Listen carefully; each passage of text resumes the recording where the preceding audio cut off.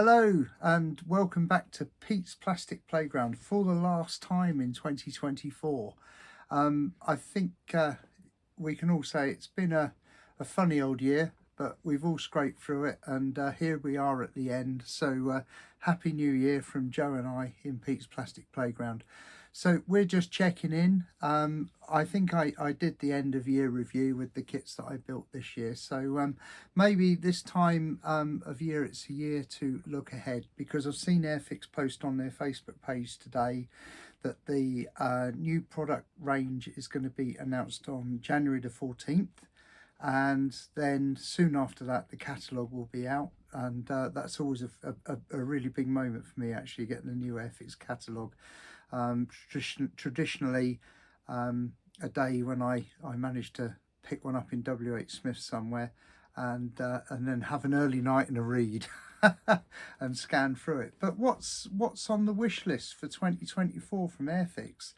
For me, the Vosper motor torpedo boat and the RAF rescue launch are always high on my list for vintage classics. What else? I don't know. I'm not all that bothered, really, to be quite honest. Whatever they bring out will be interesting, I'm sure. Whether it's the sort of 148 Phantom or 148 Jaguar, that would be nice. But whatever happens, you know, we can't predict it. I don't know. We'll have to wait and see, won't we? Lots of talk on the internet about the possibility of a 1350 Prince of Wales class carrier. Well, that would be huge, and I think it would have a mighty high price tag as well, which might put me off. So but it would be interesting to see if they do one. But that's Airfix for the future. Airfix for the present, and I mean present in that sense of the word, came up with a nice pair of Bristols, if you'll pardon the pun. Bristol Beaufort in Coastal Command. Now, regular viewers will know that my favourite theme is the Coastal Command colours, and well, Coastal Command anyway. But just to show you inside, because this one's a little bit different because it doesn't have the dark slate grey. It's actually if I can find the colour scheme. So it's actually black on the upper wing surface, which is really quite attractive. So there are two versions of this. One out in Ceylon in 1944, and it would have been the sort that my dad would have seen as he was out in that part of the world. And but the one I'm going to do will be the Bristol Beaufort from Scotland in 1943. Fascinating aircraft. I do like a torpedo bomber, and so I'm looking forward to one day building a Beaufort. I've got two of the original well, I say the original, the most recently released Beauforts to build, but this one makes number 3 in the stash, and it's the Coastal Command variant anyway. So Bristol number 1, and then lo and behold, well done Father Christmas, the Bristol Superfreighter is here. Oh.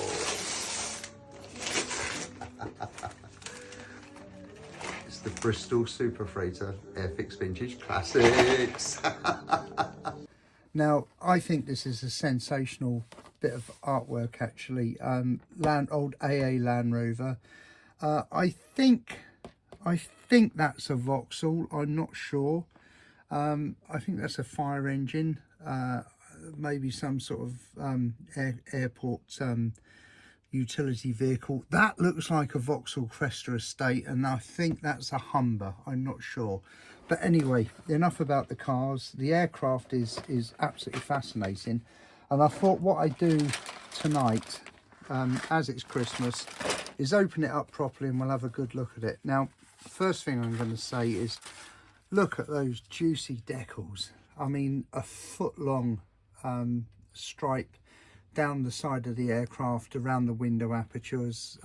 These decals are going to need a lot of care and attention to put them on, but what a lovely juicy decal sheet that is, isn't it? I mean, that's actually really going to make an attractive aircraft. So I'm going to put the cover sheet back on there. Instructions, I haven't really had a look, but it does give a nice colour representation of the you know, the paint scheme. Nothing too complicated. It's basically white and silver, so it's pretty easy to do. And I've got all the paints available to get on and do the job. And as soon as the current build is finished, which I'll come to in a minute, as soon as that's finished, I'm going to get on with this, because I think it will be a fairly quick, fairly satisfying build actually. And I probably will build it with doors open and the ramp assembled, and maybe even get a couple of Oxford vehicles to load in there. Those little Oxford die-cast vehicles are brilliant. My first ever new car was an Austin Maestro in that colour, a 1.6 HLS. Not the most what can I say, popular, trendy car, but for me it was an absolute joy. I really like the Austin Maestro. But anyway, I digress. Let's have a little look inside the bag. I've got a knife here, so let's apply a knife to the bag that contains all the parts from the Bristol Superfreighter. Merry Christmas. It was a joyous moment on Christmas morning. I had some lovely presents for Christmas this year. I had a really nice game. It's a game, what is it, Boomer's Trivia, Joe, isn't it, or something? Dad's Trivia game. So I had a Dad's Trivia game. Got a Dan Buster's video case keyring just there. I had a nice cushion with prints of all my favourite diesel locomotives on, and I had a train set, which I'll tell you about later before we go. Right, so the parts are on the sprue, but I have to say only just. I mean, that wing's about to fall off the sprue actually.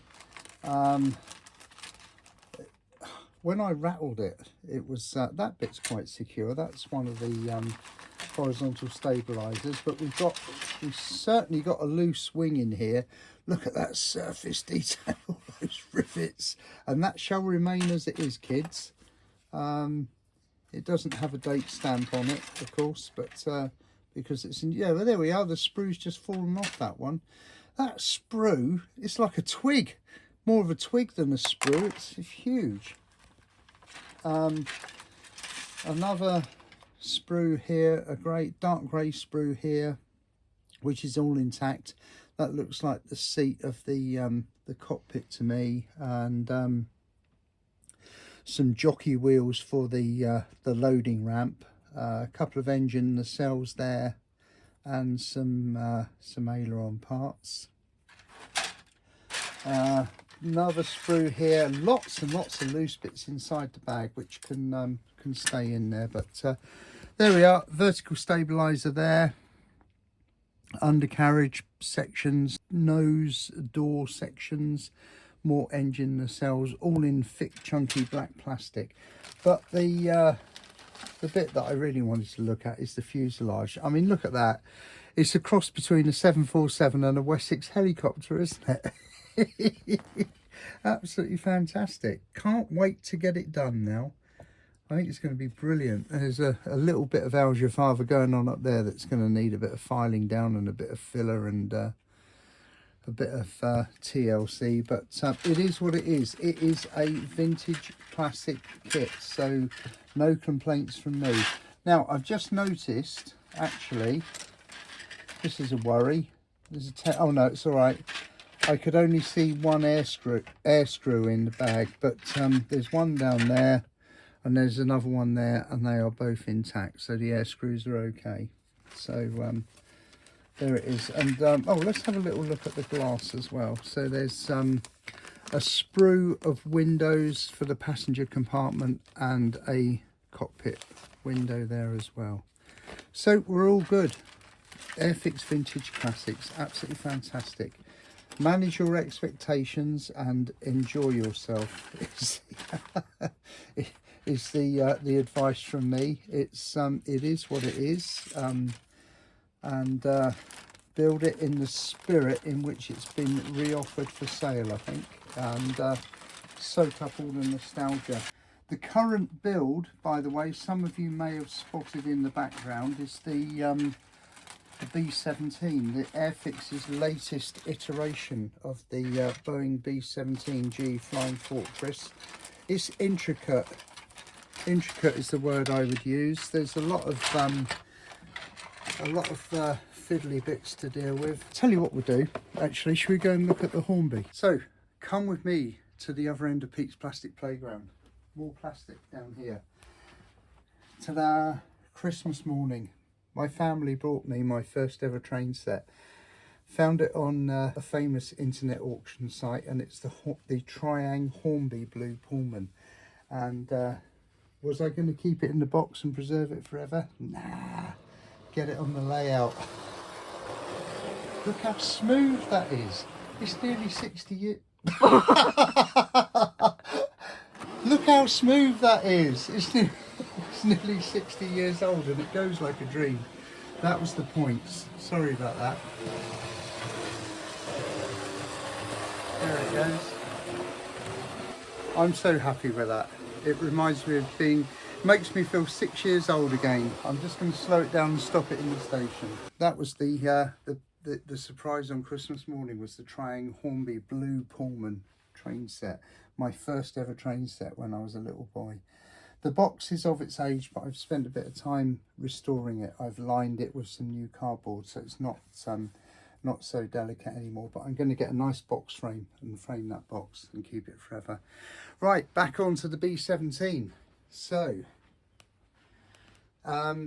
great kit, really nice to build. But if I pick it up and show you a couple of the challenges, look at the yawning gaps between the fuselage and the wings. And as you can see, I've already had to put some filler in the gaps where the fuselage halves meet, which is fair enough, I suppose. But you know, you can get your fingernail in there, which for modern Hornby, it's quite unusual. Sorry, for modern Airfix, I should say, it's quite unusual. Certainly not as good as the Whitley was when it went together. But there we are. The B-17 is underway, and I'm just masking up the glazing with a very nice masking set from, and I should tell you, where are we? 3D Line Models. They sent me the masking set for the B-17. So hats off to them for making a nice masking set. There we are. So the B-17 is well underway. Objective is to get it done before I go back to work on Monday, a week today, which I'm pretty confident I shall do. But if I don't, so what? Doesn't matter. But my incentive is to get on with the Bristol Superfreighter and get that underway, because I'm really looking forward to that one. So it just remains for me to say thank you very much indeed for watching during 2024, and I wish you all the best for your celebrations tonight for the turning of the new year, and I wish you all a very, very happy 2025, and I wish you all success on your workbenches, and keep modelling. Okay, all the best from Pete's Plastic Playground, from Joe and I to you. Happy New Year. All the best. Bye for now.